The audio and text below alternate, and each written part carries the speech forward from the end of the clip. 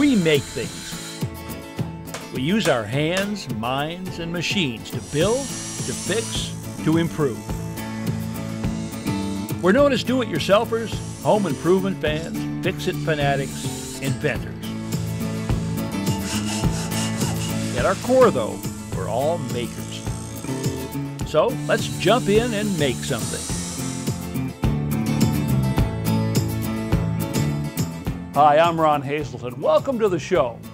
Competition for electrical outlets on kitchen countertops can be fierce, with toasters, coffee makers, and other appliances vying for a spot to plug in.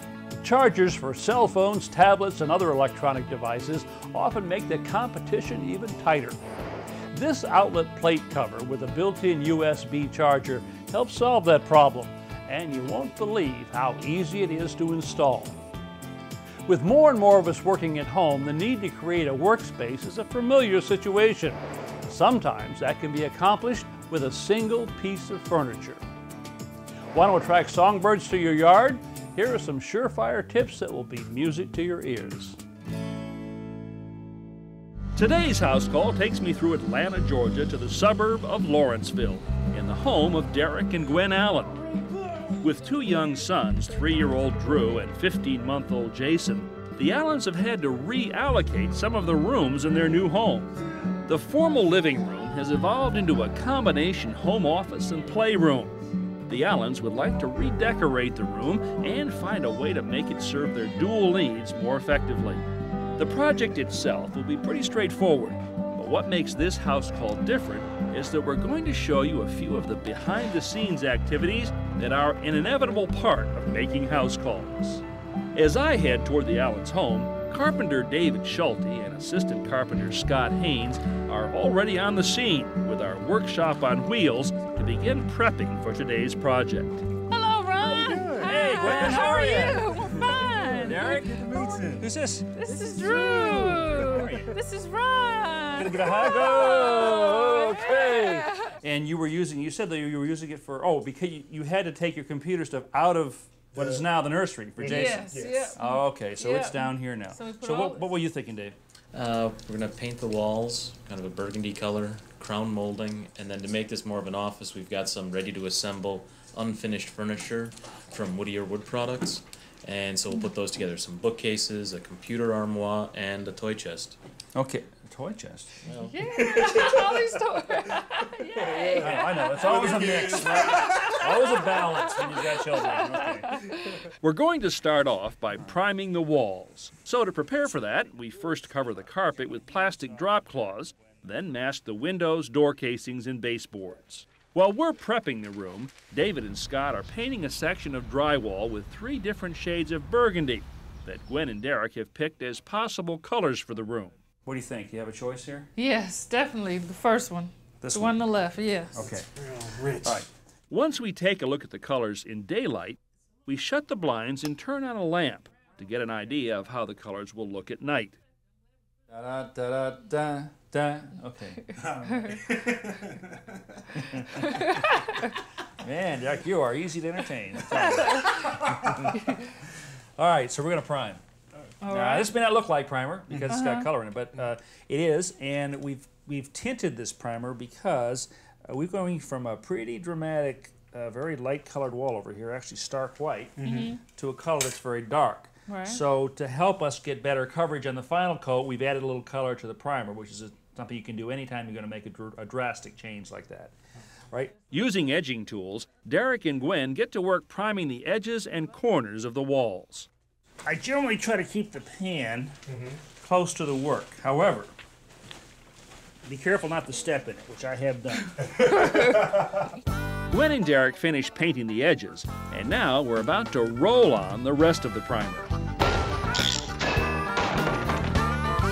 Now, if you're going to be rolling paint on walls like these, here's a tip that'll save you time and give you more uniform results. Instead of putting your paint in a pan like this, put it in a 5-gallon bucket. In this case, we've got 2 gallons to put in here. Now, if there's any color variation between these 2 gallons, it's going to go away when I mix them together. Everything's mixed.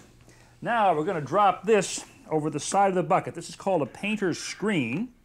And instead of going back to a paint pan and dipping our roller in that, we're going to dip this directly into the 5-gallon bucket. Submerge it like that. Roll off the excess on the screen, and we're ready to paint. Now, this means you have far fewer stops to refill a roller pan like that, and as long as you keep this bucket up close to the wall, you have to spend almost no time reloading.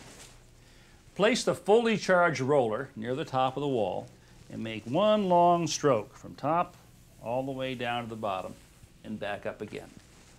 Recharge the roller, move over about 1 roller's width, and repeat that process. After you've made 3 or 4 stripes, then come back and blend them together with long vertical strokes going from the top all the way down to the bottom. Try this technique. It'll save you time, and you'll avoid what painters call holidays. That's the spots on the wall where you just didn't get quite enough paint. All right, so we are ready to start rolling. Now, I know my tips look simple, but occasionally they require a little hands-on practice. I don't feel like I'm doing this right. All the way down. Oh no, look what Gwen did. Gwen hit the ceiling. I went to the ceiling. Oops, look what I just did. I saw Gwen's mark up there and I said, I gotta match that. There you go, now you come down so you can have that white stripe in between. You thought I had a hold of it? You think I'm gonna do yours and mine? Boy, she was really quick to get up that roller, wasn't she? You're unloading the roller now. Okay. You've already got enough paint on the wall, all the way up and down. All the way down. All the way down, there you go. Top to bottom, that's it. And then back up. And all the way down. You keep working your way across the wall so you've got a nice even coverage there. Okay. And cover all the white spaces. That's the idea. Yeah. If part of a HouseCalls project involves repetition, like assembling all this furniture, I often do some of the work on camera while David and Scott work off camera. Hey, Ron, we finished with the primer. You did? Yeah. That's pretty Finally fast. finished. Yeah, it was pretty quick. Okay, so while that's drying, let's go ahead and start putting some of the furniture together. Okay. So I've got the first piece right here. This is actually, well, there's a picture of it right here. You can see this is a bookcase. And I guess I'm going to be forced to read the directions here. Now, everybody pay attention. Place the right side panel A on the clean cardboard inside the box or on a carpeted surface with the holes pointing upward. Screw cam connectors J into the holes for the permanent shelves as shown in figures 1 and 1A. Wow. Okay. What that book?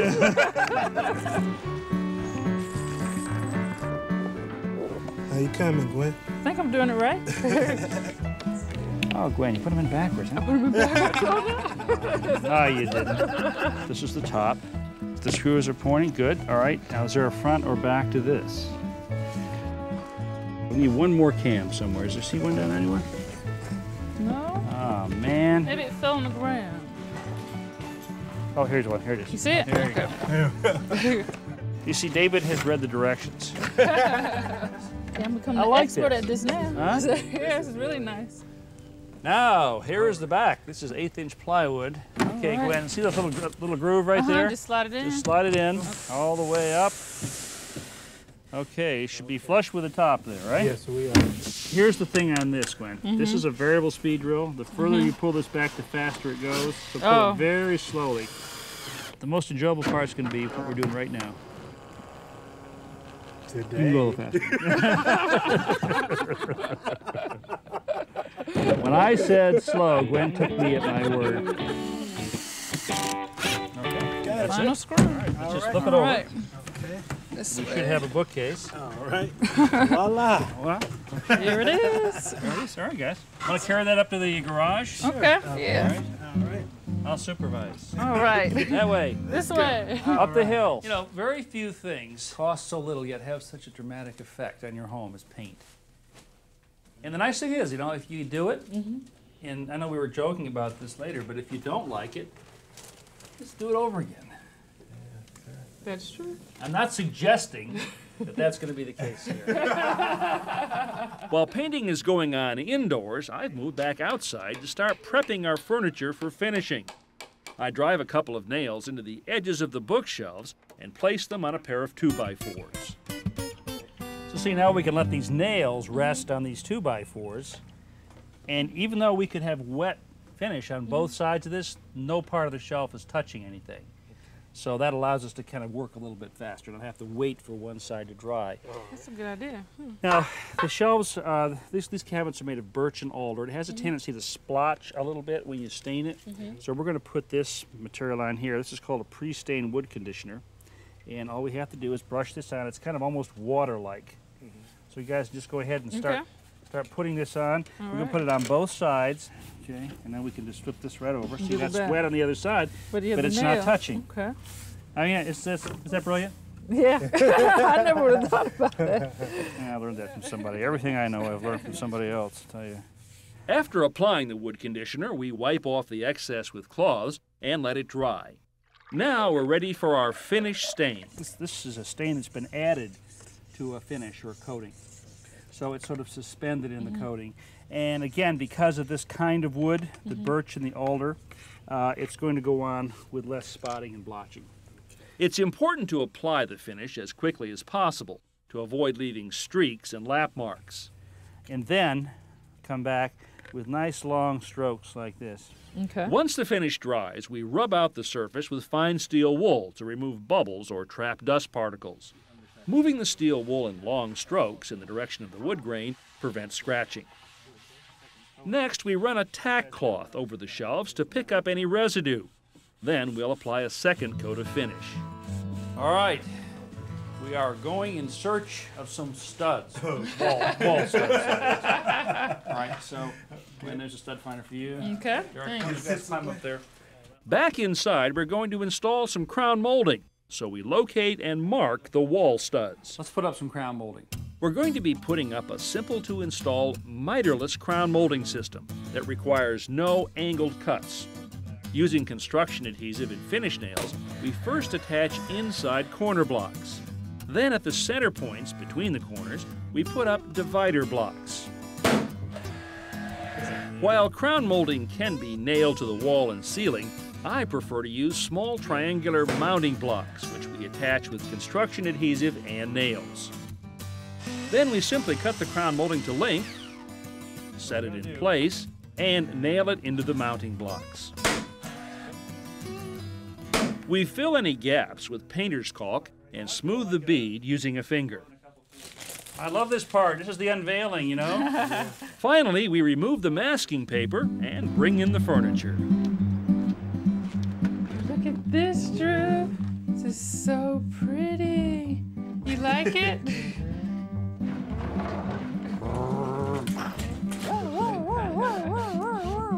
You can't run into a police car like that.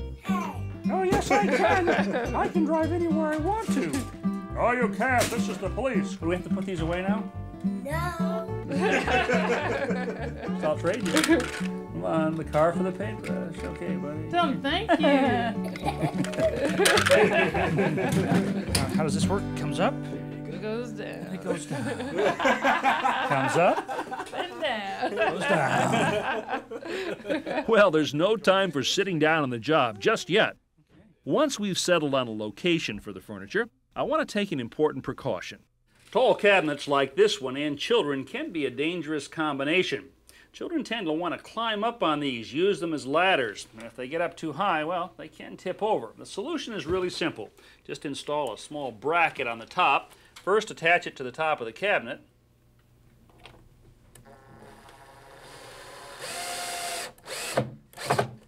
And then, right into a wall stud.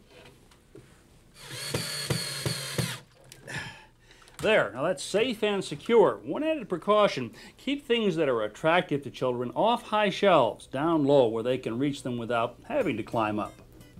Go. Yeah? Huh? Hey, come on in. Come on. Hey! Huh? Not awesome. bad, huh? Awesome. Got a nice workspace here. Keyboard, monitor, little shelf over here. But you know what's really cool about this? A piece of sheep. Well, it works really well as an office. Look at that. This goes up, locks here. This slides in. This closes. This goes. Hey, Drew, put the chair over there, would you, hon? Yeah. Let's show Mom and Dad how we can transform this room from an office into a room that's multi-purpose, so we can get down to the really important work at hand, which is come over here and play with the toys. Huh? Hey! A place for So you like the color? toys. You like the color? Love the color. Great. Perfect. Perfect. All right. Just what we wanted. And it was good for you guys? Oh, Yes. man, I enjoyed every minute of it. And we learned so much, so now we're real confident to do other projects too. So watch out. We're going to do lots of weekend projects That's now. the best thing I could hear, guys. All right. Hey, Drew, coming at you, buddy.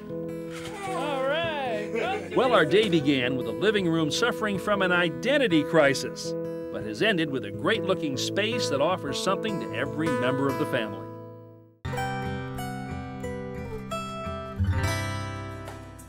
Having songbirds visit is one of the joys of having an inviting backyard or garden. It's always a pleasure to see the variety of birds that drop by for a rest, a bite to eat, or a drink of water. One of the ways to turn your backyard into a haven for songbirds is by putting out bird feeders. There are 3 basic types to choose from. A hopper feeder has 4 walls and a top to protect food from the elements. Larger hopper feeders hold a greater amount of seed and therefore require less refilling. They attract blue jays, nuthatches, and woodpeckers, among others. This is a platform or tray feeder. Food is spread across an open surface, and the feeder often has a roof to keep food dry. This is the easiest feeder to fill and attracts cardinals, black-capped chickadees, and tufted titmice. A tube feeder is a tower of sorts with several ports and perches. The size of these ports and perches determines the type of birds that will visit. Sometimes called a silo feeder, it attracts a variety of finches. Place feeders where birds can easily see them, since most birds find food by sight rather than smell. Put feeders in quiet areas, but make sure they're located where you can view them, such as a kitchen, dining, or living room window. And choose a convenient spot that makes it easy for you to refill no matter what the weather. Position feeders close to the shelter of trees and shrubs, so birds have a refuge while they wait their turn, but not too close. Otherwise, squirrels will have a good jumping off point and outdoor cats can more easily stalk. Select a location where cleanup is not an issue, since there will be feathers, seed shells, and droppings on the ground below. Keep in mind the food that you put in your feeders will determine what kind of birds come visiting. Choose a blend that attracts desirable songbirds, but doesn't appeal to aggressive varieties that can take over feeders and intimidate others. And remember, birds need water as much as they need food. Consider a bird bath for your backyard, or if you have a pond or stream, place a flat rock in the center to serve as a perch. Or place a large saucer on the ground or on top of a tree stump and fill it with water.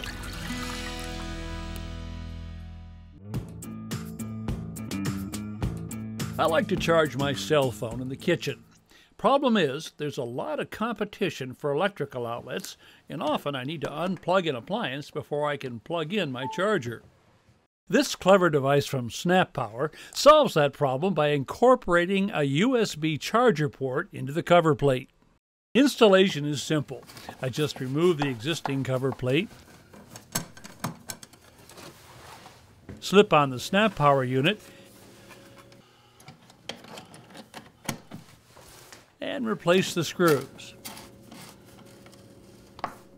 This built-in charger draws its power through these tabs that make contact with the terminal screws on the receptacle. Now I don't have to give up an outlet to charge my phone, and since the phone charger is no longer protruding from the receptacle, I can move countertop appliances closer to the wall. Power to charge my phone in a snap. To view today's projects again, visit ronhazelton.com. Step-by-step home improvement tips when you need them.